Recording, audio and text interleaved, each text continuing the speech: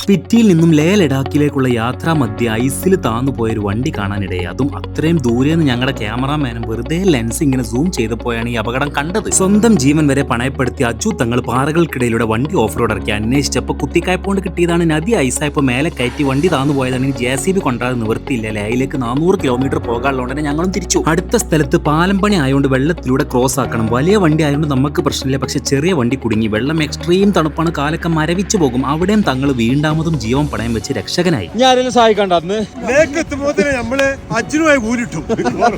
സ്പിറ്റിന്നൊരു food poison അടിച്ച എന്റെ അവസ്ഥ പോകും തോറും മോശമായി തുടങ്ങി. ഛർദ്ദിക്കാൻ വേണ്ടി കുനിയുന്ന അതേസമയം പീച്ചയും മൂട്ടിലൂടെ ഒരു മുട്ടലും, ചുരുക്കി പറഞ്ഞ ഛർദിയും തൂറ്റലും കൂടെ ഒരു ഇൻസ്റ്റ കൊളാബായി മാറി. എല്ലാവരും റൊട്ടിയും ദഹിയും കൂട്ടി അടിക്കണ സമയം എനിക്ക് മാത്രം ഉപ്പിട്ട കഞ്ഞിയിലായി ആശ്രയം. ഉപ്ഷി വില്ലേജ് കടന്നതും അവസ്ഥ ദയനീയമായി തൊട്ടടുത്ത ആർമി ക്യാമ്പിൽ അഡ്മിറ്റ് ചെയ്യേണ്ടി വന്നു. ഇച്ചിരി സീൻ ആയതുകൊണ്ട് തന്നെ കംപ്ലീറ്റ് ചെക്കപ്പ് വിത്ത് ECG അടക്കം എടുക്കാതെ വിടാൻ പറ്റൂല എന്ന് മേജറും. കഥകൾ ഇനിയും തുടരും.